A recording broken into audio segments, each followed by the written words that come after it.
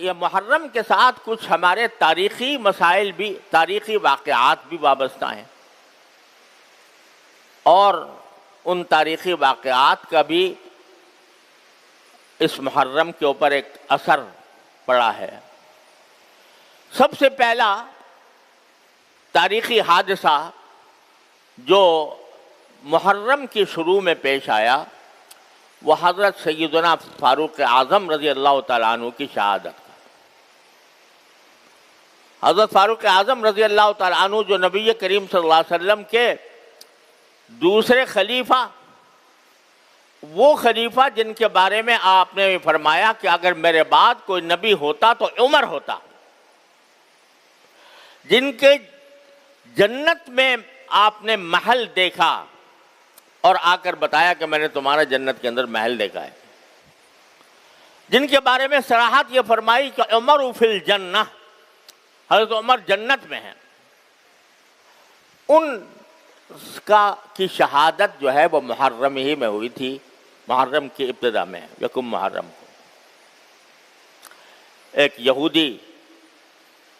یا نصرانی تھا یا بنیاد یہودی تھا، اس نے چھپ کر حضرت فاروق اعظم رضی اللہ تعالیٰ عنہ پر وار کیا تھا جبکہ آپ نماز فجر کے لیے تشریف لائے تھے، اور اسی وار کے نتیجے میں حضرت فاروق اعظم رضی اللہ تعالیٰ عنہ کی پھر وفات ہوئی۔ یہ افسوسناک اور اندوہناک اور ملت کے لیے عظیم سانحہ وہ اسی محرم میں پیش آیا۔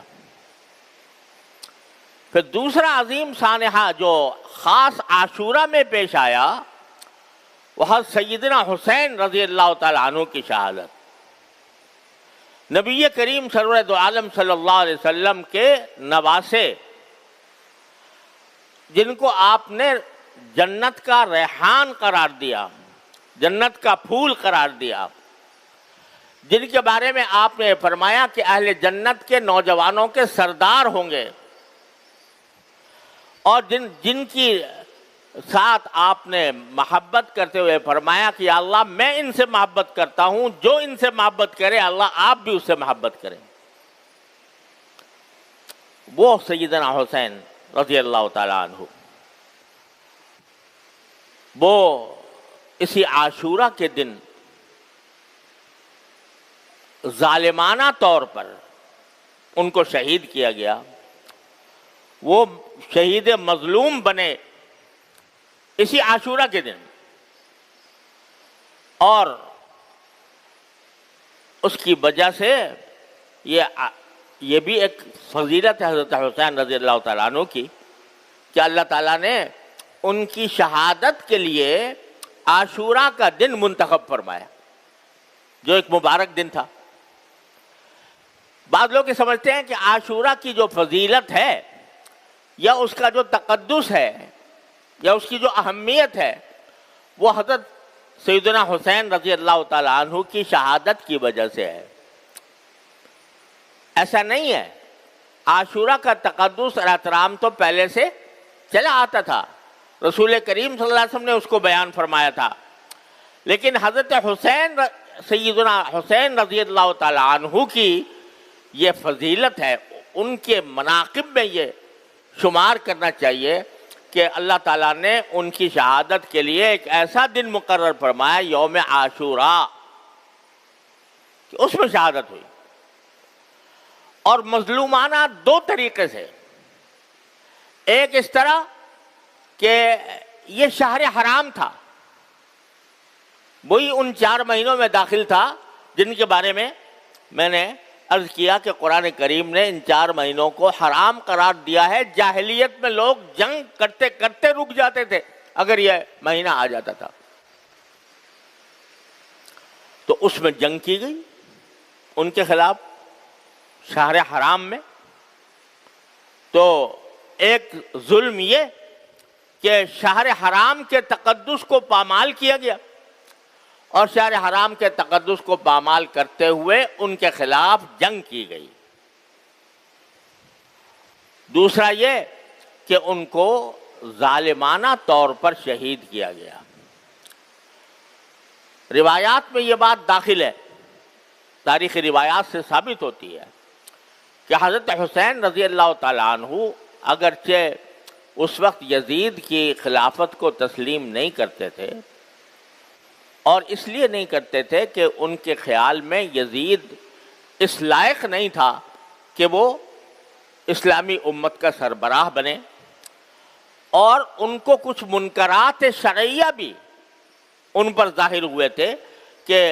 یہ منکرات شرعیہ کا ارتکاب ہو رہا ہے، تو اس کے خلاف حضرت سیدنا حسین رضی اللہ تعالیٰ عنہ نے یہ سفر کیا تھا۔ لیکن جب ان کا محاصرہ کر لیا گیا اور ان کو آگے بڑھنے سے روک دیا گیا، تو اس وقت حضرت سیدنا حسین رضی اللہ تعالیٰ عنہ نے یہ فرمایا تھا کہ میں جنگ کرنے کے لیے نہیں آیا، میں ایک اس بات پر احتجاج کرنے کے لیے آیا ہوں کہ ایک ناجائز حکمران کو حکمران بنا لیا گیا۔ لیکن یہ بھی شریعت کا چونکہ حکم ہے کہ اگر کوئی ناجائز طور پر حکمران بن جائے، اس کا اقتدار قائم ہو جائے، تو پھر اس کو مجبوری کے طور پر قبول کیا جاتا ہے جب تک کہ اس کو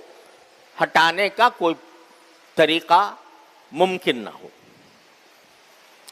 تو اس لیے بعض روایات میں یہ آتا ہے کہ انہوں نے یہ پیشکش بھی کی تھی کہ میں خود یزید سے گفتگو کرنے کے لیے تیار ہوں، لیکن اس سب کے باوجود یزید نے جس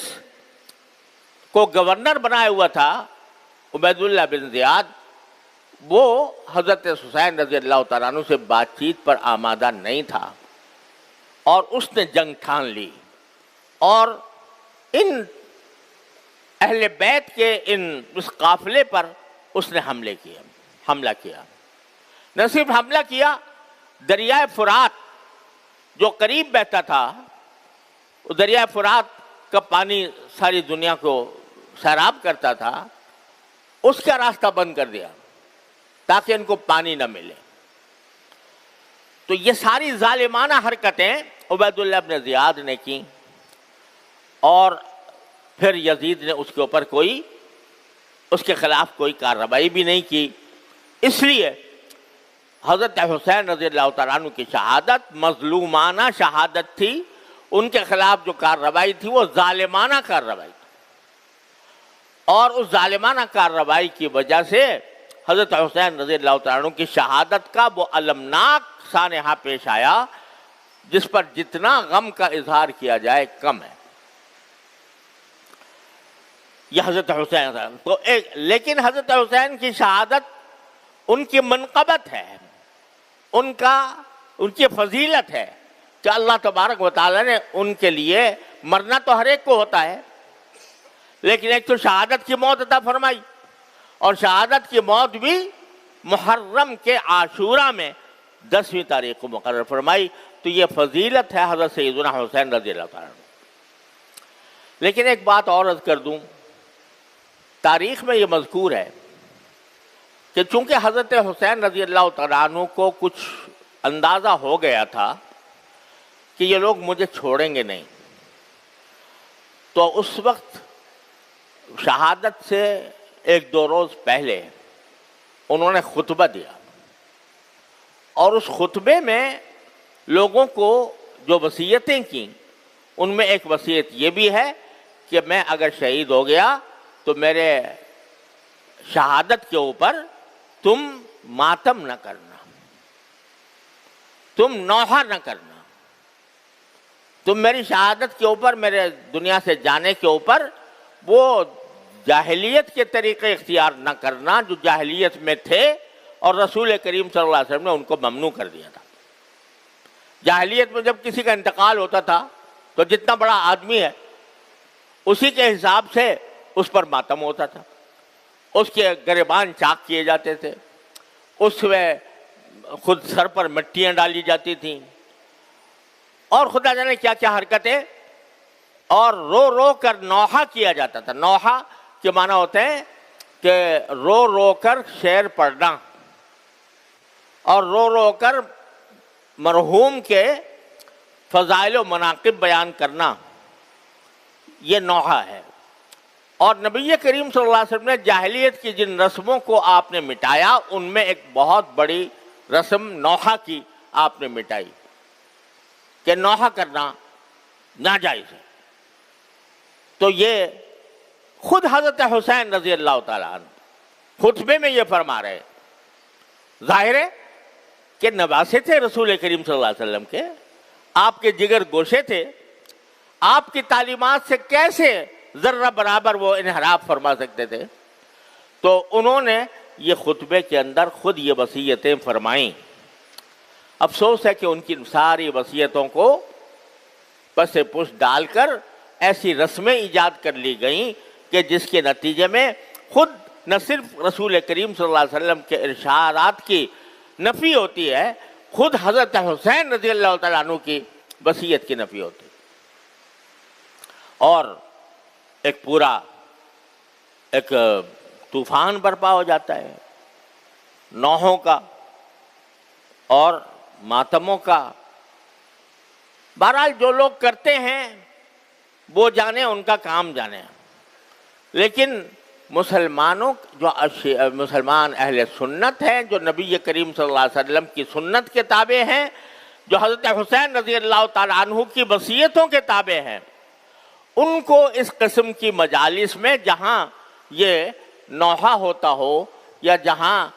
ان کے حضرت حسین کی وصیتوں کے خلاف ورزی کی جاتی ہو، وہاں ایک متبع سنت مسلمان کا کوئی گزر نہیں ہونا چاہیے، وہاں اس کی شرکت نہ ہونی چاہیے، کیونکہ رسول کریم صلی اللہ علیہ وسلم کا ارشاد ہے کہ جو شخص کسی ایک مجلس میں بیٹھتا ہے، کسی بڑی مجلس میں بیٹھتا ہے، چاہے بیٹھا ہی ہو، دیکھنے کے لیے بیٹھا ہو، تو اس کا شمار اسی مجلس کے لوگوں میں ہوگا۔ لہذا جو کر رہے ہیں وہ اپنے اعمال کے خود جواب دہ ہیں، اور ہمیں ان سے تعرض اس لیے نہیں کرنا کہ ہمیں اس کا حکم نہیں دیا گیا۔ یہ بعض لوگ سمجھتے ہیں کہ یہ جو رسول کریم صلی اللہ علیہ وسلم نے فرمایا کہ اگر کوئی منکر دیکھو تو پہلے اس کو اپنے ہاتھ سے روکنے کی کوشش کرو، اگر ہاتھ سے روکنے کی استطاعت نہ ہو تو زبان سے روکو، زبان سے استطاعت نہ ہو تو دل سے اس کو برا سمجھو۔ تو اس کی تفسیر اصل میں یہ ہے کہ جو صاحب اقتدار ہے، جس کو اقتدار حاصل ہے کسی حصے پر، اس کا یہ فرض ہے کہ اگر وہ اپنے زیر اقتدار علاقے میں کوئی منکر دیکھتا ہے تو اس کو ہاتھ سے روکے، قوت سے روکے۔ مثلا ہمارا تھوڑا بہت اقتدار اس مسجد پر ہے، اس مدرسے پر ہے، یہاں اگر ہم کوئی منکر ہوتا ہوا دیکھیں تو ہمارا فرض ہے کہ اس کو قوت سے روکیں، ہاتھ سے روکیں۔ لیکن جو صاحب اقتدار نہیں، وہ اس کے لیے حکم کیا ہے کہ زبان سے اگر ضرورت ہو زبان سے روکو، اگر زبان کی بھی قدرت نہیں ہے تو پھر دل سے اس کو برا سمجھو۔ لہذا جو لوگ یہ رسمیں بجا لا رہے ہیں، نوحے کی، ماتم کی، جلوسوں کی، تعزیوں کی، جو کر رہے ہیں اس کے وہ اعمال کے خود ذمہ دار ہیں۔ ہم اس بات کے مکلف نہیں ہیں کہ ہاتھ سے جا کر ان کو روکیں یا ان سے لڑیں یا ان سے کوئی جنگ مول لیں یا ان کے اوپر حملے کریں یا ان کے ساتھ کوئی اشتعال انگیز کارروائی کریں۔ ہمارا کام یہ ہے کہ اس کو برا سمجھیں، غلط سمجھیں، لیکن پرامن رہیں۔ تو اس طرح یہ ایک اعتدال کا راستہ ہے جو شریعت نے ہمیں بتایا ہے، اسی اعتدال کے راستے پر قائم رہنے کی ضرورت ہے۔ اللہ تبارک و تعالیٰ اپنے فضل و کرم سے، اپنی رحمت سے ہمیں عاشورہ کی فضیلت کا حقدار بھی بنائے،